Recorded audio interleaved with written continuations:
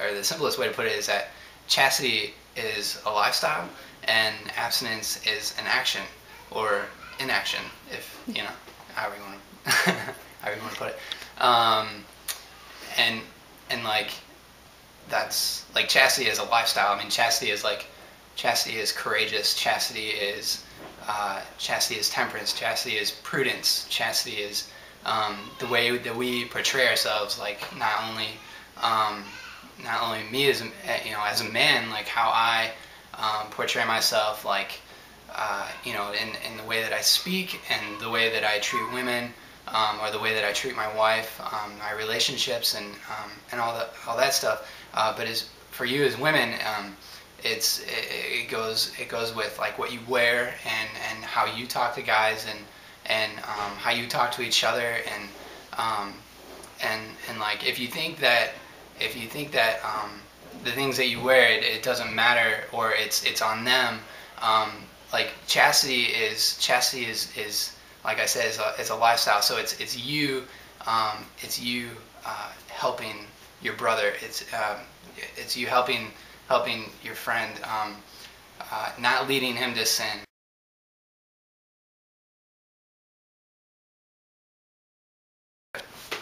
I think what most young women and just people in general think of when they talk about not having sex or anything involving chastity or morality or purity, any of the words that get thrown around a lot, you start to think of a list of things that you shouldn't do, and then there's really not a list of things that you should do. It's just don't do these things because this is what God tells us not to do.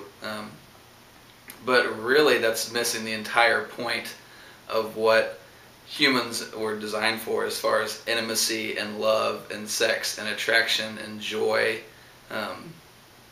Those things are completely missed when the list becomes just a list of don'ts. I think the easiest way to look at that is to read the Song of Songs or Song of Solomon, whatever you want to call it, and there's this just chapters and chapters of two lovers enjoying each other deeply, and it's almost pornographic in nature to the point that little Jewish kids weren't allowed to read it until they were a certain age because it was so in depth about how great sex is and how wonderful it is inside this covenant of marriage. And so it's very hard for us to even think about that when you're 14, 15, 17, even in your 20s.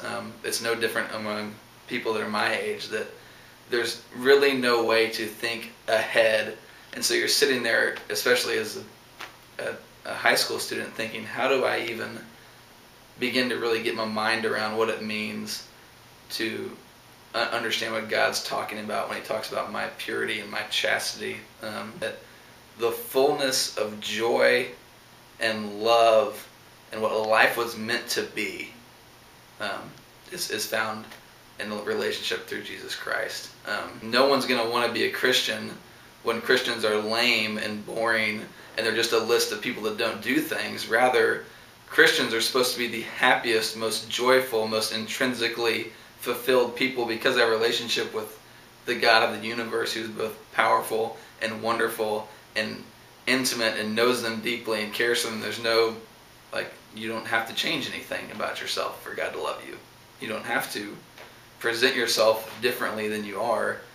And out of this deep, wonderful relationship comes this contentment and joy that nothing else could bring. And I think the way that our world, our culture has sort of misunderstood chastity is, I don't think it's a matter of misunderstanding. I think it's just a matter of chastity is hard, and our world, our culture these days is always looking for the easy way out. Is always looking for the selfish gratification, the instant gratification, and chastity is not that. You don't get the term, being easy for, that's what chastity is. Chastity is a lifestyle.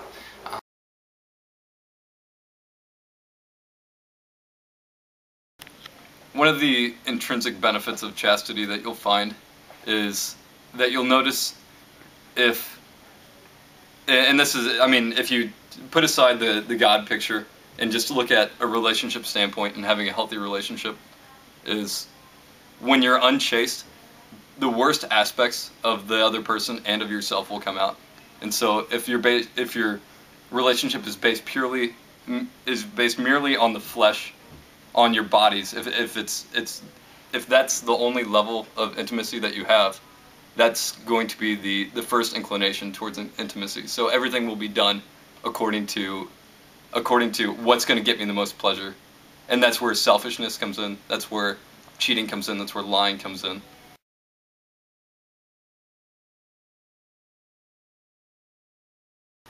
If you really would start to picture yourself how God pictures you, if you'd spend time with Him, asking Him why He values you, if you'd go read Psalm 139 and read about the intricate details of how God created you, how He knows everything about you, how He put you together before the foundations of the world and loves you and cares for you, you start to realize my worth doesn't have to come from who thinks I look pretty today, or who is attracted to me, or what I have to do to please somebody else. My worth no longer comes from other people.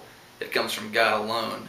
And if your worth doesn't come from God, it'll come from somewhere else. There's no way around that. As a person, especially as a teenager, as a young person, you are obsessed, probably more than anything, obsessed with finding your worth somewhere. And if you don't find it in God, you're going to find it somewhere else. And if you do that, it's going to have very negative consequences on your life and the lives of the people that you care about, and maybe even people around you. Because what will happen is you'll start doing things, whether it's being obsessed with your physical appearance, being obsessed with who thinks well of you. And so you'll start to do things that you were never intended to do, like messing around and sleeping around. And it's just kind of a matter of who you're going to trust. Are you going to trust your brain as a 17-year-old? Or are you going to trust the Word of God, which is eternal, which never withers, which never fades? I know it's really hard, but my pastor said this weekend something that I thought was great, and I'm trying to apply it to my own life. He said, just go ahead and admit that you're dumber than you realize. Right now, that you're dumber than you think you are. And I was like, that's probably good advice, because every couple years I look back at my own life and I think about the version of me just a couple years ago, and I'm like, man, I was such an idiot. And it just happens every year, every couple. I don't think it's ever going to stop happening. I think when I'm 40, I'm still going to look back at 35-year-old Joe and go, man, he's a moron. I'm digressing. So, if the difference between abstinence and chastity is that abstinence is simply not having sex, and chastity is a virtue, it's a strength, then we can't really think that we're going to have chastity on our own, because there's nothing we can kind of pull from ourselves. We're fallen people, so we can't sort of pull the strength from ourselves. The strength comes from Christ.